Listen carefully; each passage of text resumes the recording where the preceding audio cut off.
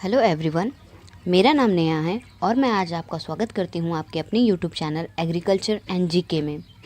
आज हम लोग कुछ और 30 क्वेश्चन डिस्कस करेंगे, कुछ और इम्पॉर्टेंट 30 क्वेश्चंस डिस्कस करेंगे और उनके जो है कि डिटेल देखेंगे और उनसे रिलेटेड फैक्ट्स, जितने भी एक्स्ट्रा फैक्ट्स होंगे उसके बारे में हम लोग आज डिस्कस करेंगे। तो चलिए शुरू करते हैं। वीडियो शुरू करने से पहले अगर आप हमारे चैनल पर नए हैं तो प्लीज़ प्लीज़ प्लीज़ चैनल को लाइक करें, सब्सक्राइब करें और ज़्यादा से ज़्यादा लोगों में शेयर करें।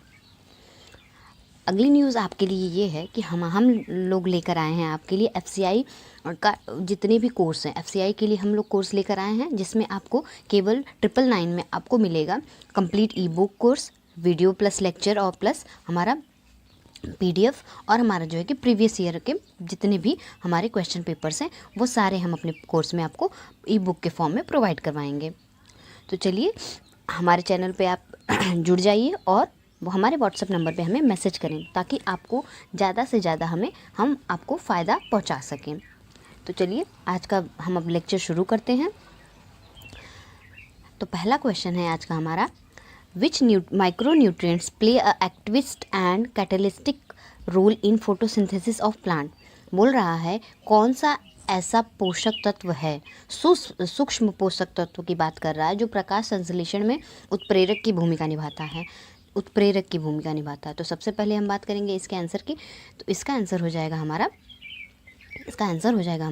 Mg, ठीक है, मैग्नीशियम जो है कि हमारे फोटोसिंथेसिस का सेंटर होता है। यहीं पे हमारा जो है कि जितने भी कहते हैं ना कि पार्ट्स जो कि जितने भी हमारे कैटलिस्टिक रोल होंगे ये हमारा मैग्नीशियम करेगा, ठीक है। बात करेंगे हम सल्फ़र की। तो सल्फ़र जो है कि हमारा सल्फ़र इम्पॉर्टेंट कंपोनेंट्स है, इम्पॉर्टेंट एलिमेंट है हमारे प्रोटीन और एंजाइम के लिए, ठीक है, प्रोटीन और एंजाइम के लिए। तो ये है हमारे सल्फ़र। और सल्फ़र में हमारे जितने भी ऑयल सीड्स होते हैं ना, ऑयल सीड्स हमारे सल्फ़र होते हैं। जितने भी फ्रेगनेंस से रिलेटेड होते हैं वो सल्फ़र ही रिस्पॉन्सिबल होता है, जितने भी हमारे ऑयल सीड में फ्रेगनेंस होते हैं। अगर हम बात करेंगे कि फॉस्फोरस की, तो फॉस्फोरस हमारा जो है कि ओवरऑल ग्रोथ के लिए, रूट डेवलपमेंट के लिए हमारा काम आता है, ठीक है। प्लस हमारे जो है कि ओवरऑल जो ग्रोथ होती है हमारे प्लांट की, ठीक है, वो हमारे फॉस्फोरस की वजह से ही होती है, ठीक है। अगर हम बात करेंगे नाइट्रोजन की, तो नाइट्रोजन जो है कि बेसिक कंपोनेंट है प्रोटीन और क्लोरोफिल के लिए, ठीक है। और हमारी जो है कि ये नाइट्रोजन जो है कि हमारे यहाँ पे माइक्रो ऑर्गेनिजम्स रहते हैं, इसमें सबसे ज़्यादा ये नाइट्रोजन पे ही फीड करते हैं जितने भी माइक्रो ऑर्गेनिजम्स होते हैं ना सॉइल में। और अगर हम बात करेंगे कि नाइट्रोजन जो है कि फास्फोरस की ही तरह जो है कि बहुत इंपॉर्टेंट होता है, इसेंशियल रोल प्ले करता है हमारे उसके ग्रोथ में। नाइट्रोजन की बात करेंगे तो ये हो जाएगा कि हमारा माइक्रो न्यूट्रिएंट्स जो फोटोसिंथेसिस में हेल्प करता है, तो ये हो जाता है हमारा मैग्नीशियम। आगे चलते हैं। अगला हमारा क्वेश्चन है, handbook of agriculture extension is published by. बोल रहा है कि कृषि विस्तार की पुस्तक कहाँ से प्रकाशित होती है। तो ये जो है कि हमारा प्रकाशित होती है ICAR से, ठीक है, Indian council of agricultural research. ये हमारा न्यू दिल्ली में इनका हेडक्वार्टर है। इनका हेडक्वार्टर हमारा न्यू दिल्ली में है, ठीक है, हेडक्वार्टर इनकी न्यू दिल्ली में है। नाबार्ड हमारा फॉर्म हुआ था 1982 में, ठीक है। और इनका हेडक्वार्टर आपको कमेंट करके बताना है, ठीक है, कमेंट करिए, ठीक है, कमेंट करके हमको बताइए। हम नाफेड के बारे में बात करेंगे, ठीक है। नाफेड हमारा जो है कि ये हमारा फॉर्म हुआ था 1958 में, ठीक है, 1958 में ये फॉर्म हुआ था। इनका भी हेडक्वार्टर न्यू दिल्ली में है, ठीक है। अगर हम बात करेंगे मैनेज की, है ना, मैनेज की अगर हम बात करेंगे तो ये हमारा 1987 में फॉर्म हुआ था, ठीक है, 1987 में मैनेज हमारा फॉर्म हुआ था। और इनका जो हेडक्वार्टर है ये हैदराबाद है। मैनेज का हेडक्वार्टर हैदराबाद, नाफेड का दिल्ली, नाबार्ड का हमारे आपको कमेंट करके बताना है, ICAR का न्यू दिल्ली। तो ये सब चीज़ें जो छोटे छोटे फैक्ट्स हैं ये पूछ लिए जाते हैं। तो मेन हमारे PDF नहीं फोकस करिए, मेन हमारे एक्सप्लेनेशन पे फोकस करिए। एक्सप्लेनेशन से आपके बहुत सारे क्वेश्चंस आ जाएंगे। आगे चलते हैं। अगला क्वेश्चन है हमारा, under the PMFBY the premium % to be paid by farmer of the total cost of commercial and horticultural crop. ये बोल रहा है कि हमारे जो प्रधानमंत्री फसल बीमा योजना होती है इसमें जो है कि कमर्शियल और हॉर्टिकल्चरल क्रॉप के लिए कितना प्रीमियम देना पड़ता है, ठीक है, कितना देना पड़ता है, कितने %। तो इसका हम डिटेल देख लेंगे कि क्या होता है। सबसे पहले तो प्रधानमंत्री फसल बीमा योजना लॉन्च किया गया था हमारा, ये 13 जन 2016 में, ठीक है, 2016 में ये लॉन्च किया गया था, प्रधानमंत्री फसल बीमा योजना। ठीक है, इसमें क्या है कि आपको हॉर्टिकल्चरल क्रॉप्स के लिए 5% देना पड़ेगा।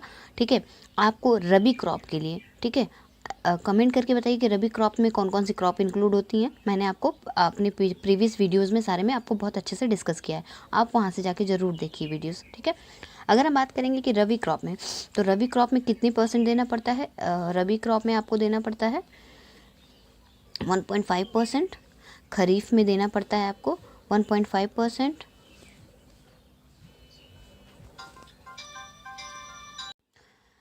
तो यहाँ हमारा हो जाएगा खरीफ के लिए हम जो है लिखेंगे, खरीफ के लिए हो जाएगा 2%। ठीक है, और ऑयल सीड के लिए भी पूछेगा तो भी हमारा 2% हो जाएगा, प्रीमियम रेट होगा, प्रीमियम पेड करना पड़ेगा हमारे फसल बीमा योजना पे। ठीक है, तो अगर हम अपने अगले क्वेश्चन की तरफ चलेंगे, हॉर्टिकल्चर में हमारा 5% होगा। यहाँ पे हमारा है रबी सीजन में, हमने पिछले डिस्कस किया, तो आपको ये आंसर देना है। ठीक है, आंसर हो जाएगा आंसर डी। आगे चलते हैं, अगला क्वेश्चन है हमारा, highest area under forest is in which state. ये बोल रहा है कि हाईएस्ट एरिया पूछ रहा है। ठीक है, तो ये ध्यान रखेंगे, ये हो जाएगा हमारा मध्य प्रदेश। अगर यहाँ पे पूछता है कि हाईएस्ट एरिया परसेंटेज वाइज कहाँ है, सबसे ज़्यादा एरिया वन का, ठीक है, या फिर फॉरेस्ट का, तो ये हो जाएगा हमारा मिज़ोरम में। ठीक है, तो इस बात को ध्यान रखेंगे। और हाईएस्ट, इस क्वेश्चन नंबर 5 का जो आंसर हो जाएगा वो हो जाएगा हमारा मध्य प्रदेश। ठीक है, आगे चलते हैं, अगला क्वेश्चन है, गोल्डन रिवोल्यूशन रिलेटेड टू। ये पूछ रहा है कि स्वर्णिम क्रांति किससे संबंधित है। तो सबसे पहले तो हम बात करेंगे अपना कि गोल्डन रिवोल्यूशन किससे रिलेटेड है, तो इसका आंसर हो जाएगा हमारा गोल्डन रिवोल्यूशन फ्रूट से रिलेटेड है। अगर हम बात करेंगे कि गोल्डन फाइबर रिवोल्यूशन किससे रिलेटेड है, तो गोल्डन फाइबर रिवोल्यूशन जो है कि हमारा गोल्ड के कलर का, मतलब पीला कलर कौन सा होता है, तो ये होता है हमारा जूट। ठीक है, जूट हमारा हो जाएगा गोल्डन फाइबर रिवोल्यूशन। अगर हमारा बात करता है कि सिल्वर रिवोल्यूशन किससे रिलेटेड है, तो सिल्वर रिवोल्यूशन हो जाएगा हमारा एग से रिलेटेड। ठीक है, अगर यहीं पे पूछ देगा कि सिल्वर फाइबर रिवोल्यूशन किससे है, ठीक है, सिल्वर होता है वाइट, और वाइट क्या होता है, वाइट हमारा एग होता है, जो कि सिल्वर रिवोल्यूशन होगा। अगर वाइट फाइबर रिवोल्यूशन की बात करेगा तब हमारा हो जाएगा कॉटन, ध्यान रखेंगे। आगे चलते हैं, अगला है हमारा और question number 7, BT cotton is resistance to which pest. BT cotton किस कीट के लिए प्रतिरोधी है। बीटी कॉटन हमारा जो है कि जो बुल वॉर्म थे, है ना, जो हमारे कॉटन के बुल्स जो बॉल होते थे उनको ये नुकसान कर देते थे, जिससे कि थ्रेड क्वालिटी ख़त्म हो जाती थी, ख़राब हो जाती थी। ठीक है, थ्रेड्स हमारे अच्छे नहीं होते थे, हमारे जो कॉटन की खेती होती थी, तो ये हमारे उनके लिए रेजिस्टेंस बनाए गए। ठीक है, बीटी का फुल फॉर्म जो होता है वो होता है बैसिलस थ्यूरोजेनेसिस। ठीक है, इस बात का ध्यान रखेंगे। अगर हम वाइट फ्लाइज की बात करेंगे यहाँ पे, तो वाइट फ्लाइज होते हैं मिसिया टेबिसाई। ठीक है, ये हमारे जो है कि जितने भी ये वेक्टर है। ठीक है, जितने भी वायरस से रिलेटेड बीमारियां होती हैं ये हमारे वाइट फ्लाइज की ही वजह से होती हैं, ये हमारे ट्रांसमिट करते हैं ना, ट्रांसमिटिंग एजेंट है हमारे वाइट फ्लाइज। तो जो बीटी कॉटन रेजिस्टेंस है वो जो है कि हमारे बुल वॉर्म से रिलेटेड है। ठीक है, बुल वॉर्म्स के अगेंस्ट रेजिस्टेंस है। ठीक है, इस बात का ध्यान रखेंगे। आगे चलते हैं, अगला क्वेश्चन है हमारा, which one of the following is a symbiotic nitrogen fixing bacteria. Symbiotic nitrogen fixing bacteria कौन सा है। अगर हम बात करेंगे कि इसमें से आंसर नंबर बी, सी और डी, तो ये हमारे नॉन सिम्बायोटिक बैक्टीरियाज हो जाएंगे ना, non symbiotic non fixing nitrogen fixing bacteria, ये हो जाएंगे हमारे नॉन सिम्बायोटिक। जितने भी ये तीनों हैं ये हमारे जो है कि ये केवल और केवल होगा सिम्बायोटिक नाइट्रोजन फिक्सिंग बैक्टीरिया, इस बात का ध्यान रखेंगे। क्लोस्ट्रीडियम जो होता है ये हमारा एनारोबिक नॉन फिक्सिंग बैक्टीरिया होता है, एनारोबिक नॉन सिम्बायोटिक बैक्टीरिया, और ये एजिटोबैक्टर होते हैं, ये एरोबिक हो जाएंगे। आगे इस बात का ध्यान रखेंगे। साइनोबैक्टीरिया हमारे जो है कि धान में पाए जाते हैं, धान के उसमें पाए जाते हैं। आगे चलते हैं, अगला क्वेश्चन हम डिस्कस करेंगे, question number 9, which into entomopathogen fungus role a biological control agent in cotton bollworm. ये बोल रहा है कि कौन सा ऐसा इंसेक्ट है, ठीक है, जैव नियंत्रक एजेंट है जो कि हमारे बुलवॉर्म को कंट्रोल करता है। तो ये हमारा जो है कि कंट्रोल करता है हेलियोकार्पा आर्मीजेरा, ठीक है। ये हमारे जो है कि ब्रिंजल में भी होते हैं, ठीक है, ब्रिंजल में भी ये हेलियोकार्पा और आर्मीजेना। अगर यहाँ पे पूछ देता है कि और किस में रिलेटेड है, तो ये हमारे ब्रिंजल से भी होते हैं, कॉटन में भी होते हैं, और ये ब्रिंजल, सॉरी ब्रिंजल नहीं, सॉरी ये ब्रिंजल नहीं, ओकरा, ठीक है, ओकरा, भिंडी, भिंडी, ठीक है, ये हमारे भिंडी में होते हैं, ठीक है, भिंडी, भिंडी में भी हमारा हेलियोकार्पा आर्मीजेरा यूज़ किया जाता है as a biological control agent, cotton के साथ साथ भिंडी में भी, ठीक है, ब्रिंजल नहीं, भिंडी में। आगे चलते हैं। Type of emulsion found in milk, milk में कैसा इमल्शन मतलब पाया जाता है, ठीक है। तो इमल्शन के जो टाइप होते हैं वो होता है oil in oil, water in water, ठीक है, water in oil, fat in oil और ऑयल इन वाटर। तो ये हमारे जो इमल्शन में हो जाएंगे, टाइप ऑफ इमल्शन में, तो ये हो जाएंगे ऑयल इन वाटर। मिल्क में कैसा पाया जाता है इमल्शन, ऑयल इन वाटर, ध्यान रखेंगे इस बात का। आगे चलते हैं। Soil strength can be measured by, soil strength किस चीज़ से मेज़र किया जाता है, तो ये तो हमारा जो है कि मेज़र किया जाता है पेनेट्रोमीटर से, ठीक है। और हमारी जो है कि ये क्वेश्चन इंपॉर्टेंट है, ठीक है, ध्यान रखेंगे इस क्वेश्चन को, ये क्वेश्चन इंपॉर्टेंट है। डायनेमोमीटर हमारी यूज़ किया जाता है कि जितनी भी हमारे मशीन होती है उसकी स्ट्रेंथ को, ठीक है, कैसे मूवमेंट हो रहा है उसका, क्या कितना फोर्स लग रहा है, कितने टॉर्क लग रहे हैं, तो ये हमारे डायनेमोमीटर उसके लिए यूज़ किए जाते हैं, ठीक है। जितने भी हमारे इंजीनियरिंग में या फिर एग्रीकल्चर में जितने भी मशीन्स होते हैं। हाइड्रोमीटर हम यूज़ करते हैं हमारे वाटर की ग्रेविटी के लिए, स्पेसिफिक ग्रेविटी ऑफ वाटर को यूज़ करने के लिए हाइड्रोमीटर का यूज़ करते हैं। टेंशियोमीटर हम यूज़ करते हैं हमारी सॉइल की क्या कहते हैं उसको, सॉइल मॉइस्चर टेंशन को यूज़ करते हैं हम टेंशियोमीटर से, ठीक है, इस बात का ध्यान रखेंगे। तो टेंशियोमीटर हो गया हमारा, हाइड्रोमीटर हमने डिस्कस कर लिया, डायनेमोमीटर भी हमने डिस्कस कर लिया। अब हम चलेंगे अपने अगले क्वेश्चन की तरफ। अगला क्वेश्चन है हमारा, ley farming is related to, ley farming किससे रिलेटेड है, तो ले फार्मिंग की अगर हम बात करेंगे तो यहाँ पे हमारा हो जाएगा ऑप्शन नंबर बी, ठीक है। ले फार्मिंग लेयरिंग इन हॉर्टिकल्चर नहीं है, ठीक है। ले फार्मिंग का आंसर जो होगा वो होगा leguminous pasture with grains crop, है ना। यहाँ पे बोल रहा है कि ले फार्मिंग किससे रिलेटेड है, तो ले फार्मिंग की बात करेंगे तो जैसे हम बोते हैं बरसिंग के साथ हम मस्टर्ड बोते हैं, ठीक है। तो ये मस्टर्ड हमारी मेन क्रॉप हो, मतलब क्रॉप हो गई, और हमारी ये जो बरसिंग है हमारी हमारे पशुओं के लिए, लाइफ स्टॉक्स के लिए, हमारे ये एज अ फॉडर के लिए हम यूज़ कर लेंगे। तो ले फार्मिंग का ये बेस्ट एग्जांपल है बरसिंग और मस्टर्ड, ये ध्यान रखेंगे। आगे चलते हैं। अगला क्वेश्चन है हमारा, yellow colour of milk due to, yellow colour of milk किसकी वजह से येलो होता है, मिल्क का कलर येलो किसकी वजह से होता है, तो ये होता है हमारा कैरोटीनॉइड की वजह से, ठीक है, कैरोटीनॉइड की वजह से।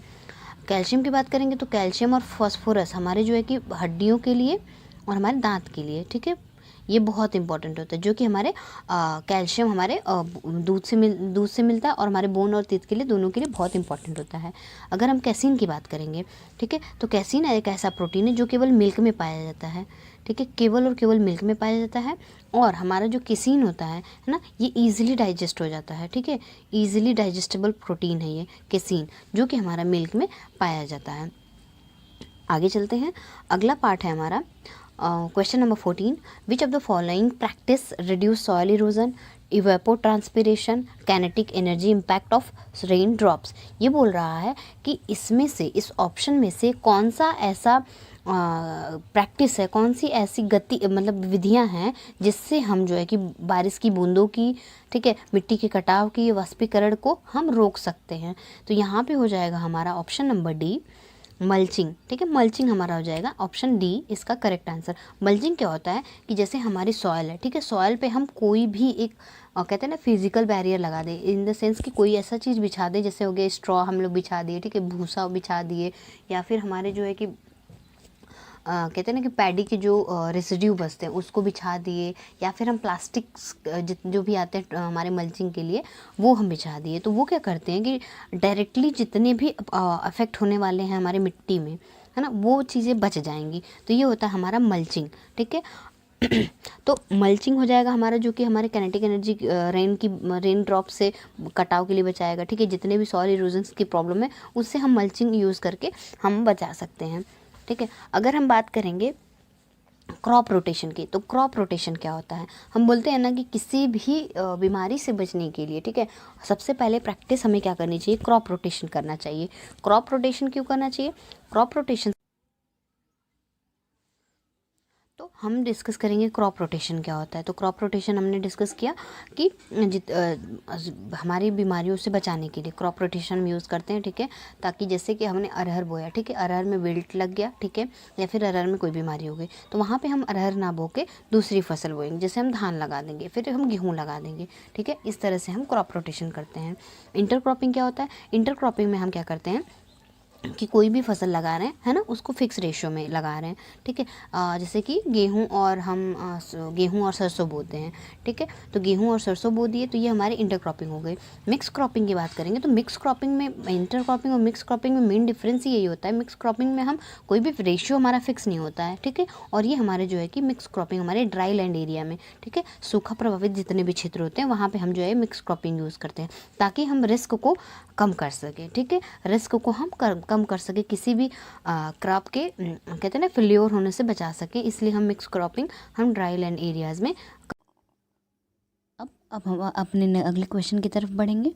अगला क्वेश्चन है, a zone within the earth that restrict the flow of ground water from one aquifer to another. ये पूछ रहा है कि कौन सा ऐसा जोन है, ठीक है, जो वाटर को रिस्ट्रिक्ट करता है, ठीक है, एक लेवल से या फिर एक कहते हैं ना कि ग्राउंड वाटर से दूसरे ग्राउंड वाटर में रिस्ट्रिक्ट करता है, ठीक है। तो एक्वीफ्यूज हो जाएगा इसका आंसर। अगर हम बात करेंगे कि what is the aquifer, aquifer क्या होता है, तो एक्वीफर क्या होते हैं, ये जो है कि होल्ड भी करेंगे और ट्रांसमिट भी करेंगे, ठीक है, होल्ड और ट्रांसमिट दोनों करेंगे, मतलब कि ये पानी को रोकेंगे नहीं और होल्ड भी करने की कैपेसिटी रखते हैं और ट्रांसमिट भी कर सकते हैं पानी को। अगर हम बात करेंगे एक्विटार्ड की, ठीक है, ऑप्शन सी की अगर हम बात करेंगे तो एक्विटार्ड क्या होता है कि एक्विटार्ड हमारे जो जितने भी होते हैं वो भी होल्ड और ट्रांसमिट करेंगे, बट एक्वीफर के कंपैरिजन में, कहते हैं ना कि एक्वीफर के कंपैरिजन में कम करेंगे, ठीक है, एक्वीफर के कंपैरिजन में ये कम करेंगे। जो एक्विटार्ड हैं, एक्विटार्ड जो हैं ये इनके कंपैरिजन में कम रहते हैं। और एक्विक्लूड जो होते हैं, जो एक्विक्लूड होते हैं वो होल्ड तो कर सकते हैं, ये होल्ड तो करते हैं बट ट्रांसमिट नहीं करते हैं, इस बात का ध्यान रखेंगे। तो ये अलग अलग ग्राउंड वाटर के जोन्स हैं जो पानी को ट्रांसमिट कर सकते हैं, होल्ड कर सकते हैं, कुछ ट्रांसमिट नहीं कर सकते हैं, ठीक है। अगर हम एक्वीफ्यूज़ की एग्जांपल की बात करेंगे, है ना, कि कौन से जैसे एग्जांपल होंगे, तो एक्वीफ्यूज़ में जो होंगे जो कभी भी ट्रांसमिट नहीं करेंगे तो वो हो जाते हैं हमारे सॉलिड ग्रेनाइट, ठीक है। जो सॉलिड ग्रेनाइट होते हैं ये हमारे कभी भी पानी को ट्रांसमिट नहीं करते हैं, ठीक है। अगर हम बात करेंगे कि एक्विटार्ड की, एक्विटार्ड के लिए क्या हो जाएंगे, ये हमारे जो है कि सैंडी सॉल्स हो जाएंगे, ठीक है, सैंडी क्ले जितने भी होते हैं वो हमारे एक्विटार्ड हो जाएंगे। और एक्विक्लूड क्या हो जाएंगे, एक्विक्लूड हमारे एग्जाम्पल हो जाएंगे, एक्विक्लूड के इसके एग्जाम्पल हो जाएंगे क्ले, ठीक है, इस बात का ध्यान रखेंगे। आगे चलते हैं अपने नेक्स्ट क्वेश्चन की तरफ। अगला क्वेश्चन है हमारा, blue colour tag for which seed type, किस सीड टाइप के लिए हमारा ब्लू कलर यूज़ होता है, तो ये होते हैं हमारे सर्टिफाइड सीड के लिए। किसके लिए, सर्टिफाइड सीड के लिए। अब अगर हमें क्वेश्चन यहाँ पे उठता है कि मदर सीड किसे बोलते हैं, है ना, मदर सीड किसको बोलते हैं, मदर सीड किसको बोलते हैं, तो मदर सीड हमारा फाउंडेशन सीड को बोलते हैं।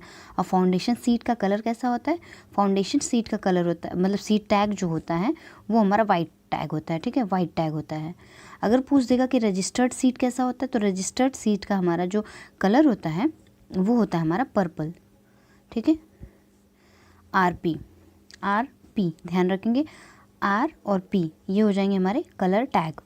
अगर हम बात करेंगे कि कौन सा, जैसे कि सबसे कहते हैं कि इनका प्रोजनी, या फिर हम कह लेंगे कि इनकी हायरकी कैसे होती है, जैसे कि सबसे प्योरेस्ट फॉर्म में कौन होंगे, तो हम लिखेंगे BFRC, big forest research centre, ऐसे याद कर लेंगे, है ना। रिसर्च सेंटर हमारा कहाँ है, फॉरेस्ट रिसर्च सेंटर। अगर हम बात करेंगे कि तो ये हमारा हो जाएगा बिग फॉरेस्ट रिसर्च सेंटर। तो बी से हो जाएगा हमारा ब्लू कलर, एफ से हो जाएगा हमारा फाउंडेशन सीड, ठीक है, बी से हमारा ब्रीडर सीड हो जाएगा, एफ से हो जाएगा हमारा फाउंडेशन सीड, आर से हो जाएगा हमारा रजिस्टर्ड सीड और हमारा सी से सर्टिफाइड सीड। ये हमारे जो है कि एक ऑर्डर है जो कि हमारे सर्टिफाइड सीड ही जो है कि हमारे डिस्ट्रीब्यूट किए जाते हैं, ठीक है। और अलग अलग इनकी जेनेटिक प्योरिटीज़ होती हैं, तो इन सब चीज़ों को ध्यान में रखेंगे। और ये हमारी कहते हैं ना कि ऑर्डर होता है प्योरिटी का, सबसे कम प्योरिटी कहेंगे तो सर्टिफाइड सीड का होगा। आगे चलते हैं। अगला क्वेश्चन है which of the following refers to the zone of illuviation. अगर बात करेंगे कि इल्यूविएशन का जोन किसे कहते हैं, है ना, तो ये जो है कि हमारा हो जाएगा आंसर इसका जब होगा तो इसका आंसर हो जाएगा answer B, horizon B. Horizon B को हम जो है कि इल्यूविएशन बोलते हैं। अगर हम बात करेंगे इल्यूविएशन, ठीक है, अंतर बस यही है इनका ई और आई का। अगर ई है, ई हमारा अल्फ़ाबेटिकल ऑर्डर में पहले आता है तो ये ए के साथ कंपेयर मतलब मैच करेगा, और बी हमारा आई जो है हमारा बाई, तो ये हमारा बी आई बाद में आता है, तो इस वजह से ये सेकंड जोन होगा जो कि हॉराइजन बी होता है। जोन ऑफ इल्यूविएशन ए होता है और जोन ऑफ इल्यूविएशन हमारा जो है बी होता है। मास्टर जोन्स कौन कौन से होते हैं? मास्टर जोन्स हमारे होते हैं हॉराइजन ए, बी, सी, ये हमारे मास्टर हॉराइजन होते हैं।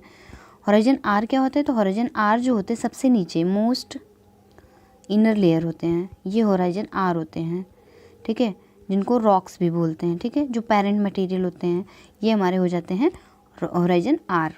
आगे चलते हैं। अगला क्वेश्चन है which trap is use which trap is use to trap male in IPM.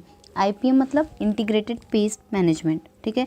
इसमें क्या होता है कि हम जो है कि कोई भी केमिकल यूज़ नहीं करते हैं, है ना।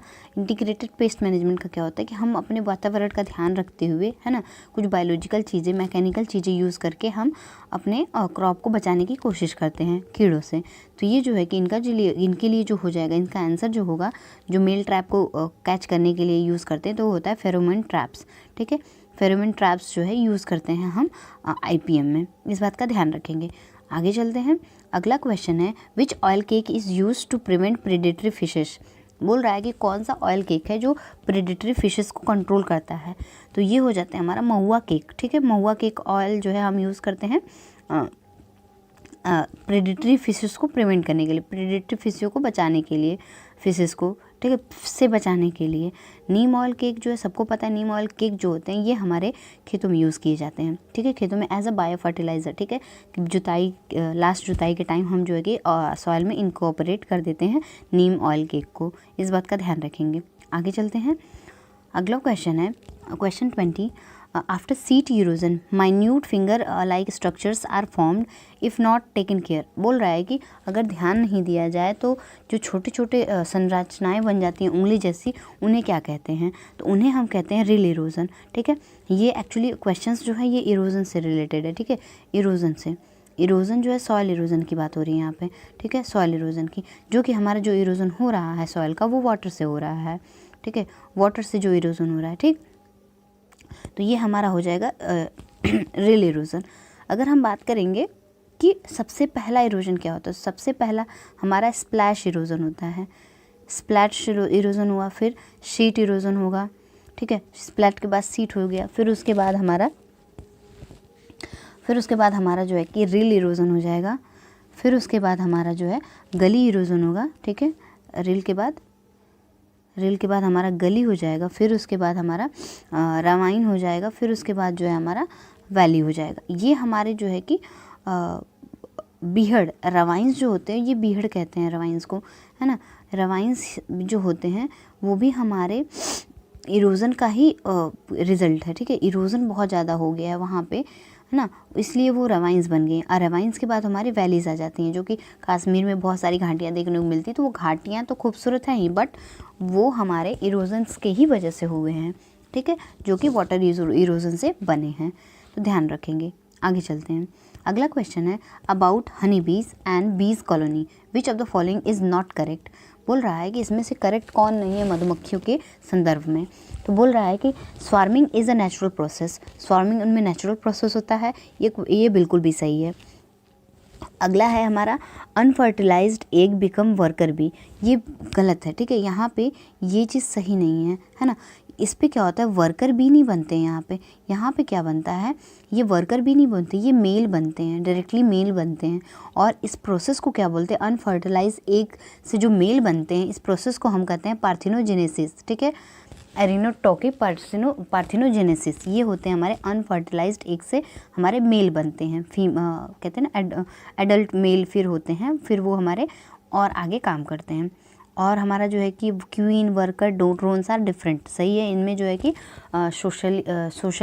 सोशलिज्म या फिर कहते हैं ना कि सोशली ये सोशल एनिमल है, ठीक है। इनमें क्या होता है कि कास्ट डिवाइडेड होती है और हर लोगों का अलग अलग काम डिवाइड होता है, इस बात को ध्यान रखेंगे। अपने अगला क्वेश्चन की तरफ चलेंगे। अगला क्वेश्चन है aphids is responsible for which disease in tobacco.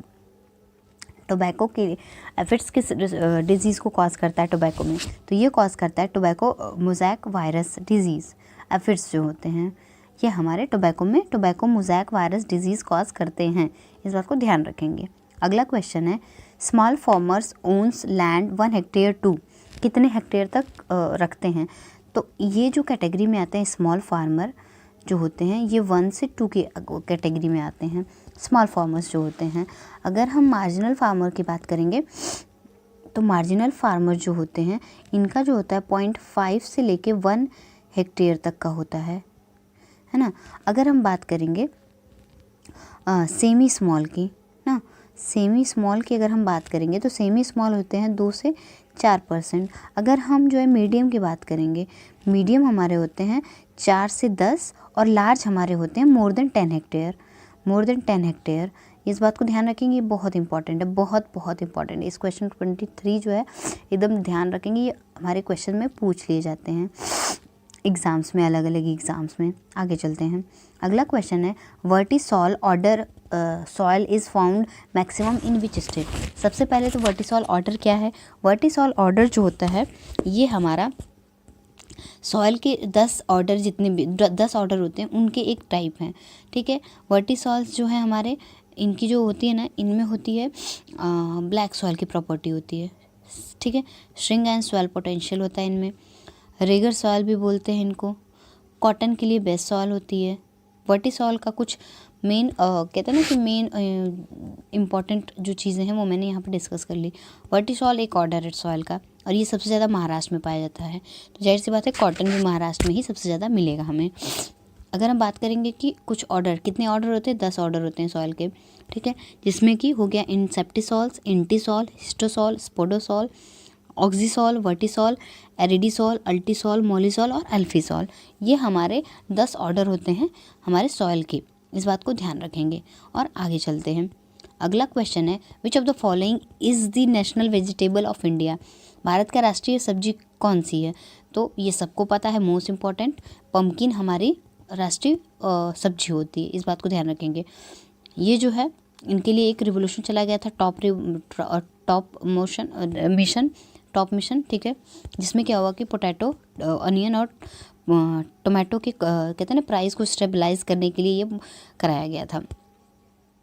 अब हम आगे बात करेंगे हमारा सैफरॉन के बारे में। अगला क्वेश्चन ये है सैफरॉन से रिलेटेड। तो सबसे पहली बात को अगर हम बात करेंगे कि सैफरॉन को सबसे ज़्यादा कहाँ पाया जाता है, तो जम्मू एंड कश्मीर में, ठीक है, जम्मू और कश्मीर में सबसे ज़्यादा पाया जाता है। सैफरॉन से रिलेटेड एक रिवोल्यूशन होता है पर्पल रिवोल्यूशन। अभी पर्पल रिवोल्यूशन हमारे सैफरॉन से और लेवेंडर से रिलेटेड हमारे ये रिवोल्यूशन है सैफरॉन से, और हमारे जम्मू कश्मीर सबसे ज़्यादा पाए जाते हैं। और जम्मू कश्मीर का ही सैफरॉन को जीआई टैग भी मिला है, ठीक है, जीआई टैग हमारे सैफरॉन को मिला है जम्मू कश्मीर के। तो ये हमारे स्टाइल और स्टिग्मा से प्राप्त होते हैं। कहाँ से मिलते हैं, यही क्वेश्चन है, तो ये हो जाएगा हमारे स्टाइल और स्टिग्मा से, ध्यान रखेंगे इस बात को। और आगे चलते हैं। अगला है रामासार कन्वेंशन इज़ रिलेटेड टू, बोल रहा है कि रामासार कन्वेंशन किससे संबंधित है, तो ये हमारा संबंधित है वेटलैंड कंजर्वेशन से, वेटलैंड कंजर्वेशन से, ठीक है, वेटलैंड कंजर्वेशन से रिलेटेड है।